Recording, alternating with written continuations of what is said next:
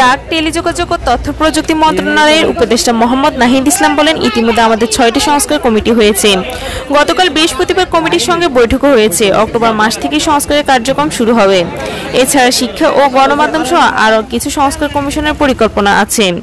কমিশনগুলি সংশ্লিষ্ট ও অভিজ্ঞতার সঙ্গে আলোচনার মাধ্যমে রূপরেখা তৈরি করবে। তখন সব রাজনৈতিক ও সামাজিক পক্ষ মিলে আমরা রূপরেখা অনুযায়ী সংস্কার কার্যক্রম শুরু করব। শুক্রবার দুপুরে লক্ষ্মীপুরে বন্যা দুর্গত এলাকা পরিদর্শনকালে বাঙ্গাখাঁ উচ্চ বিদ্যালয়ে সাংবাদিকদের প্রশ্নের জবাবে তিনি এই কথাগুলো বলেন।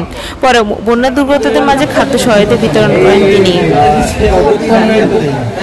পরেই আসলে এত বড় একটা দুর্যোগ আমাদের দেশে আসছে, কিন্তু আমরা দেখছি যে এই দুর্যোগে আসলে বাংলাদেশের মানুষ যেইভাবে জনগণের পক্ষ থেকে সহযোগিতা করেছে এবং সবাই, ছাত্ররা সহ সবাই এই বন্যার জন্য একত্রে কাঁধে কাঁধ মিলিয়ে পুলিশ প্রশাসনের সাথে মিলে কাজ করেছে, সেটা অভূতপূর্ব এবং এই ধারা অব্যাহত থাকবে। আমরা আজকে এখানে আসছি মূলত পুনর্বাসন, এখন মোটামুটি আমাদের পুনর্বাসন কার্যক্রমের দিকে আমরা যাচ্ছি। সেই কার্যক্রমটা কি অবস্থায় আছে বা কত দ্রুত আমরা এটাকে এগিয়ে নিতে পারি সেটা দেখতে। এখানে মানুষজন আশ্রয়কেন্দ্র থেকে অলরেডি চলে যাওয়া শুরু করছে।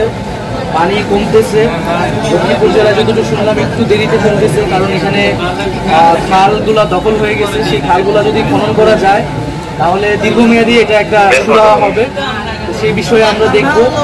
এবং এখানে গৃহ নির্মাণের জন্য অলরেডি বাজেট পাঠানো হয়েছে। সেই বাজেট অনুযায়ী খুব দ্রুতই গৃহ নির্মাণ সহ তাদের যে সর্বাধিক গুরুত্ব দিয়ে দেখতেছে এবং দীর্ঘমেয়াদী যে এই জনগোষ্ঠীকে সহায়তা করার জন্য সরকার সার্বিকভাবে এখানে মৎস্য চাষীদের জন্য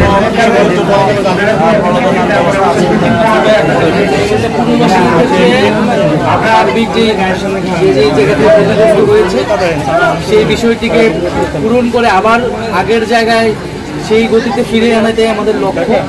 এবং আমি সার্বিকভাবে ধন্যবাদ জানাচ্ছি এখানে যারা প্রশাসনে আছেন, এখানে পুলিশ, জেলা প্রশাসক এবং বিশেষত বৈষম্যবিরোধী ছাত্র আন্দোলন, সেনাবাহিনী, তারা একত্রে কিন্তু খুবই সমন্বিতভাবে, খুবই সুশৃঙ্খলভাবে এই ত্রাণ কার্যক্রমটি এগিয়ে নিয়ে গেছেন এবং সামনের যেই পুনর্বাসন কার্যক্রমটিও একইভাবে সমন্বিতভাবে চালু থাকবে। এটাই আমাদের ছাত্র আন্দোলনে যারা গুলি চালাইছে, তারা কয়েকটি মামলা হয়েছে আমরা দেখেছি, এসব অনেকেই এখনো গ্রেপ্তার হয়নি। মানে এদের বিষয়ে আপনাদের কোনো নির্দেশনা আছে?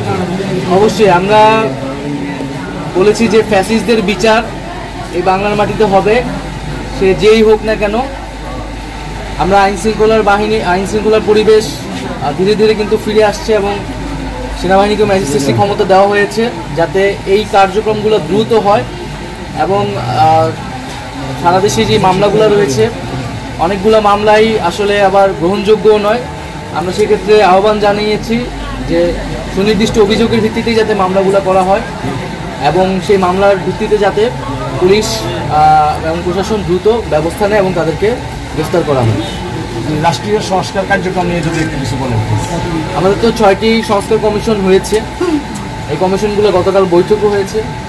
অক্টোবর মাস থেকে এইটার কার্যক্রম শুরু হবে এবং পাশাপাশি আরও কিছু, যেমন শিক্ষা এবং গণমাধ্যম সহ আরও কিছু সংস্কার কমিশনের পরিকল্পনা রয়েছে।